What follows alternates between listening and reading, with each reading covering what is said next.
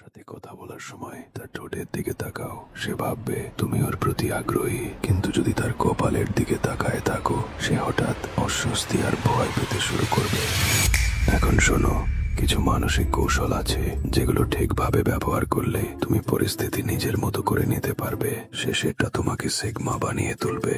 কাউকে মিথ্যা বিশ্বাস করাতে চাও, নিজের সম্পর্কে ছোট একটা দুর্বলতা বলো, তারা ভাববে তুমি সত্য বলছো। কারণ মানুষ দুর্বলতাকে অনেস্টি হিসেবে দেখে। যখন ভুল করো বা দেরি করে ফেলো, সরি না বলে বলো আপনার ধৈর্যের জন্য ধন্যবাদ। এতে ফোকাস তোমার ভুলের দিকে না গিয়ে তাদের সহনশীলতার দিকে যায়। যদি দুইটা সিদ্ধান্তের মাঝে আটকে যাও, একটা কয়েন টস করো। যখন সেটা বাতাসে ঘুরছে, দেখবে এক মুহূর্তের জন্য তুমি আশা করো যেন এটা একদিকেই পড়ে। সেই আশা, সেই ছোট অনুভূতিটাই বলে দেয় তোমার সত্যিকারের ইচ্ছে কোনটা। কিছু করে পার পেতে চাও, তাহলে এমন ভাবে চলাফেরা করো যেন জায়গাটা তোমার বাপের। কনফিডেন্স রাখবে, চারপাশে তাকিও না, দেখবে কেউ তোমাকে নোটিস করবে না। এগুলো শুধু ট্রিক না, এগুলো সোশ্যাল সার্ভাইভাল স্কিলস। এখনই ফলো করো ব্রেন রট সাইকোলজিকে।